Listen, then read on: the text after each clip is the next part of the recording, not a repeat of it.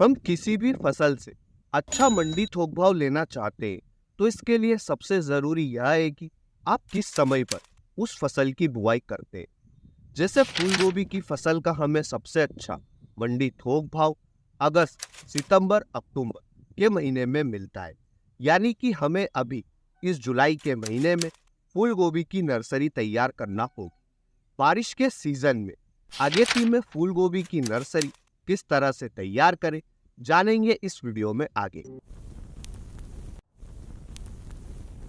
बारिश के सीजन में फूल गोभी की स्वस्थ नर्सरी तैयार करने के लिए हमें दो बातों का ध्यान रखना होगा। पहला, बारिश के सीजन के लिए उपयुक्त उन्नत किस्म के बीजों का चुनाव। दूसरा, फूल गोभी की नर्सरी लगाने की उपयुक्त विधि। सबसे पहले बात करते हैं कि फूल गोभी की फसल के लिए कौन से बीज का चुनाव करें। आपको बारिश के सीजन में फूल गोभी की फसल के लिए उस बीज का चुनाव करना होगा जो कि बारिश के सीजन में गिरने वाली उमस और अत्यधिक बारिश को सहन कर सके। हम उन फूल गोभी के बीज का चुनाव नहीं कर सकते जिनका चुनाव हम ठंड के सीजन में करते हैं, जैसे सेमिनस गिरिजा, सेमिनस बरखा व कोस्की माधुरी। हमें उस बीज का चुनाव करना होगा जो कि अत्यधिक बारिश और बारिश के सीजन में गिरने वाली उमस को सहन कर सके, जैसे सिजंता कंपनी की CFL 1522 व नेजुवेडो सीड्स NFCF 250 के बीज का चुनाव कर सकते हैं। हमने इन दोनों वेराइटी का चुनाव नहीं किया है। हमने पंकज सीड्स की समर किंग वेराइटी का चुनाव किया है। हमने इस साल इसी वेराइटी के सीड्स की नर्सरी डाली है। अगर आपके एरिया में ज्यादा उमस गिरती है तो आप समर किंग वेराइटी का चुनाव कर सकते हैं। इसके बीज का सोविंग टाइम मार्च से जुलाई का महीना है व इसके 50 ग्राम के पैकेट की कीमत आपको 800 रुपए के आसपास मिल जाएगी।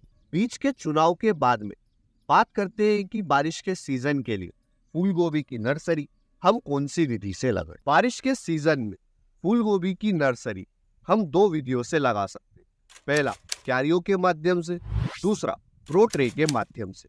इन दोनों ही विधियों की अपनी अपनी विशेषताएं और कमियां हैं।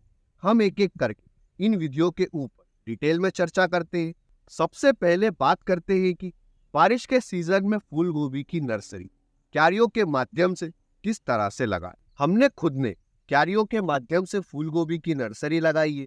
क्यारियों के माध्यम से फूल गोभी की नर्सरी लगाने के लिए आप सबसे पहले एक समतल क्यारी बनाएं और आपकी क्यारी की लंबाई आप 15 से 20 फीट रखें और क्यारी की चौड़ाई आप 4 से 5 फीट रखें। फिर इन क्यारियों में वर्मी कंपोस्ट या देसी गोबर की खाद डाल दें और इसे मिट्टी में अच्छी तरह से मिला दो। अब फूल गोभी के बीजों का छिड़काव इन क्यारियों में कर दें। बीज छिड़काव के बाद में कुछ इस तरह से इन बीजों के ऊपर मिट्टी चढ़ा दें। एक बात का ध्यान रखें, मिट्टी की एक पतली सी लेयर चढ़ाना है इन बीजों के ऊपर, क्योंकि मिट्टी में ज्यादा गहराई पर बीज का जर्मिनेशन अच्छे से नहीं होता है। फिर आप सिंचाई करें।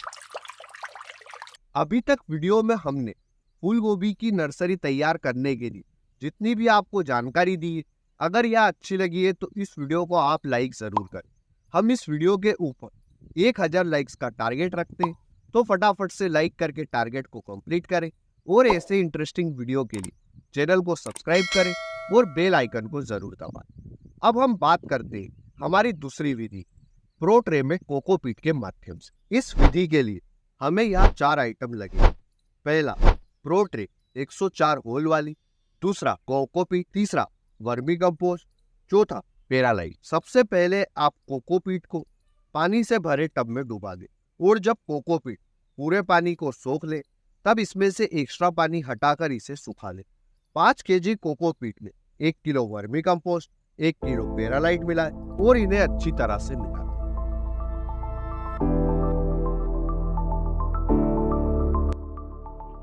इस मिश्रण को इन प्रो ट्रे में कुछ इस तरह से भर, फिर आधा इंच से भी कम होल उंगली की सहायता से करके एक एक करके बीज को डाल दें।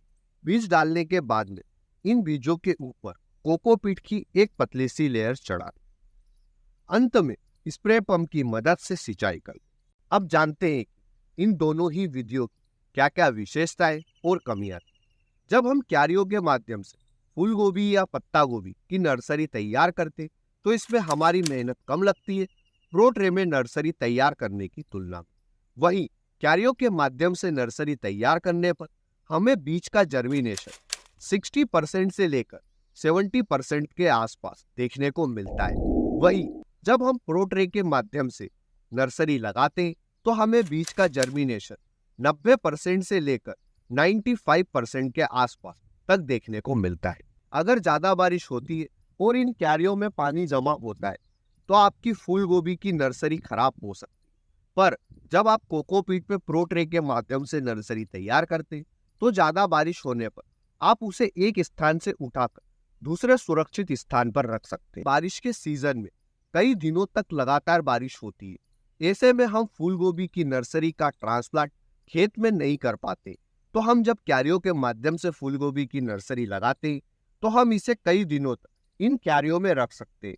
पर अगर हम प्रो ट्रे के माध्यम से नर्सरी तैयार करते तो हमें 25 से 28 दिन के अंदर अंदर पौधों का ट्रांसप्लांट करना ही पड़ता है। ये इन दोनों ही विधियों की विशेषताएं और कमियां थी। आप कौन सी विधि से फूल गोभी की नर्सरी लगाते हैं या फिर लगाने वाले हैं, हमें कमेंट सेक्शन के माध्यम से जरूर बताएं।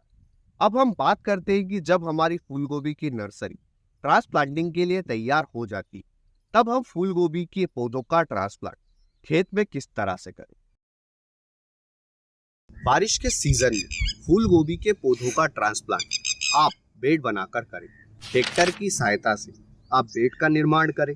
एक बेड की दूसरे बेड से दूरी आप 1.5 से 2 फीट रखें और बेड की चौड़ाई 1.5 फीट रखें और ऊंचाई 14 से 16 इंच के आसपास रखें। एक बेड पर हम जिगजैग तरीके से आप 2 लाइन ले सकते हैं और एक पौधे से दूसरे पौधे के बीच की दूरी आप 1 फीट रखें। हमने पौधों के बीच की दूरी कम इसलिए रखी है क्योंकि बारिश के सीजन में फूल गोभी के पौधे की ग्रोथ ठंड के सीजन की तुलना में कम रहती है, इसलिए पर एकड़ आपके बारिश के सीजन में पौधे की संख्या भी ज्यादा लगेगी। लगभग 20,000 से 25,000 के बीच में 1 एकड़ में बारिश के सीजन में पौधे की संख्या आएगी। बारिश के सीजन में हम फूल गोभी के पौधों का ट्रांसप्लांट बेड बनाकर इसलिए करते ताकि ज्यादा बारिश होने से भी हमारे फूल गोभी के पौधे प्रभावित ना हो और हमारी फूल गोभी की फसल अत्यधिक बारिश से होने वाले नुकसान से बची रहे। इस वीडियो के माध्यम से आपने जाना कि बारिश के सीजन में फूल गोभी की नर्सरी किस तरह से लगाते।